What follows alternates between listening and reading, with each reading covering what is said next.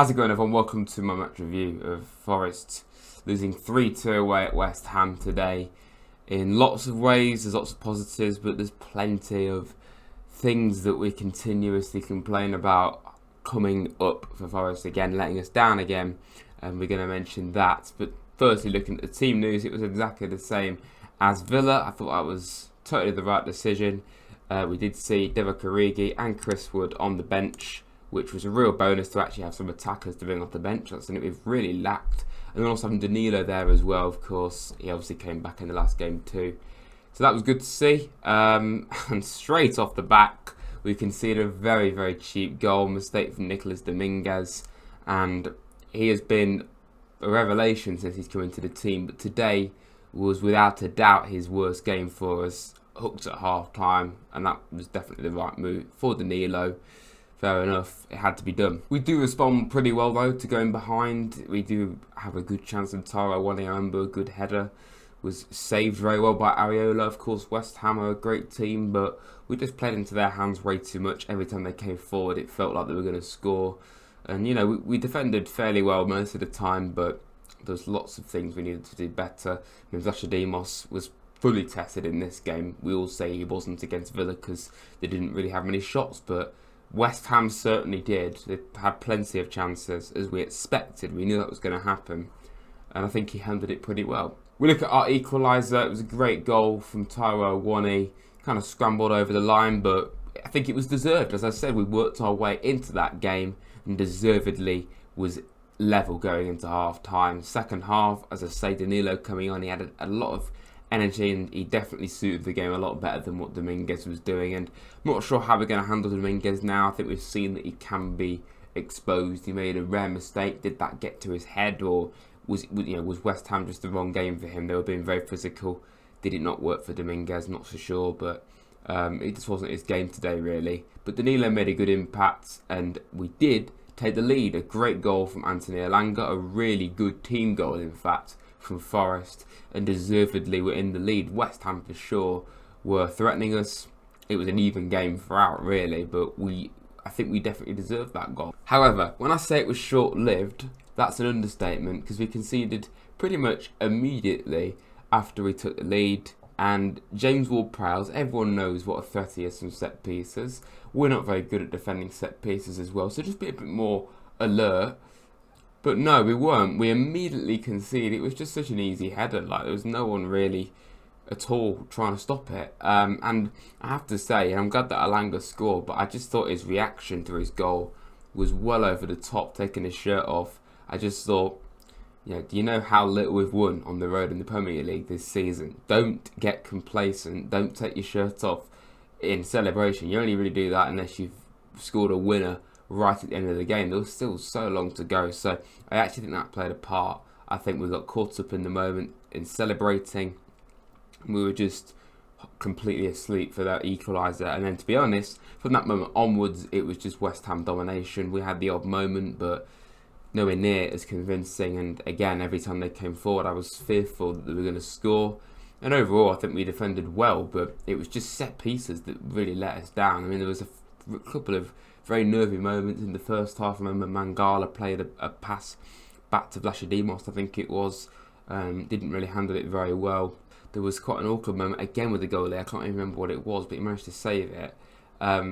Just moments like that, just silliness really. Things that we should be doing better, things that you'd expect us to do better, creeping up. And we've never been that good at defending set pieces or even taking them that well, to be honest. But we need to work on that without a doubt, and that let us down today, because obviously that was how they won the game, from a set piece. And you do not let James Ward-Prowse have that many opportunities, because eventually he's either going to score himself, or he's going to get it onto someone's head or feet, and he's going to be an assister. And yeah, it just felt a really, really cheap defeat, to be honest. Like, I'm not saying we deserved to win the game. I don't think we did. I think West Ham, if anyone was going to win or deserved to win, it was West Ham, because they were constantly in the ascendancy of the game, constantly on top. I mean, expected goals, we actually had more than them.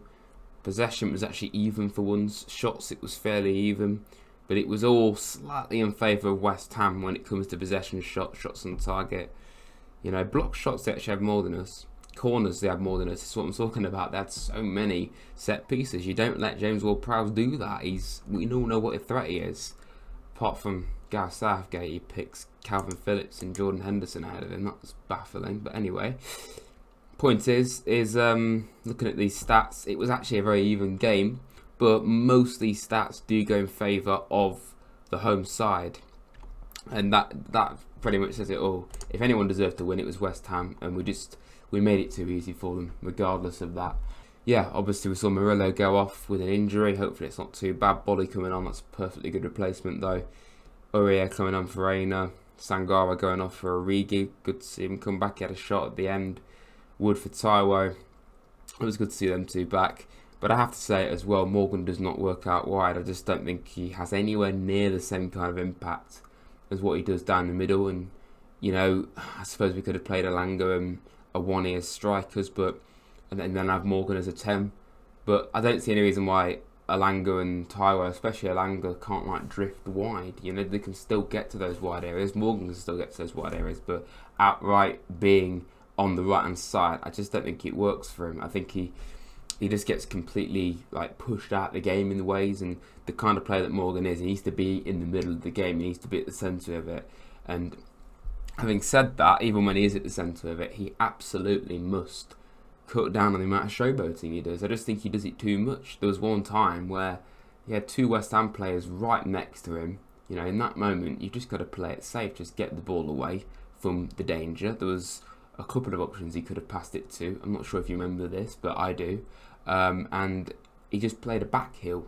You know, he didn't even like try and do one of them side foot passes to the player, which in the moment it probably would have got to where he wanted it to go. Probably not entirely necessary, but he backheeled it and he made a hash of it. And yes, we need that flow, we need that creativity, but he does it too much and often unnecessarily. And in this case, it cost us losing possession. And I do think that's something that he needs to try and cut out of his game. But also, just regardless of that, he needs to be down the middle, in my opinion. So yeah, not a good day at the office in terms of defending set pieces. But overall, there's still plenty of positive to take. Ultimately, another game where we've been competitive on the road. That's something we cannot say much since we've been in the Premier League. So there's plenty of positive to take when it comes to the away form being much better. But ultimately, we're still heavily failing and struggling to pick up points on the road. Yes, performances are much better, but, you know, we're kind of dressing it up. It's not that difficult to go from utterly dreadful to just alright. Occasionally having a good away performance, or even often having a good away performance, but if you don't win or even get a point, hardly ever, it kind of feels a bit futile. We need to start actually getting something to show for these performances, and today we very nearly did, but we handled it dreadfully after taking the lead, continuously letting West Ham having too many chances, especially from set pieces, from one of the best set piece takers in the world, I'd say, in James Ward-Prowse. You're going to get punished. It's as simple as that, really. A horrible way to go into the final break, international break of this year. Thankfully, after this international break, there's not one until March, so we can actually get some momentum properly going. So that's good. But yeah, good time to reset, I suppose. But yeah, thanks for watching, everyone. If you have enjoyed this review, please hit the like button, subscribe to Rads if you're new. And yeah, frustrating, really frustrating, but still some encouraging signs at the same time. I think that's the best way to put it. Thanks for watching, everyone. Up the Reds.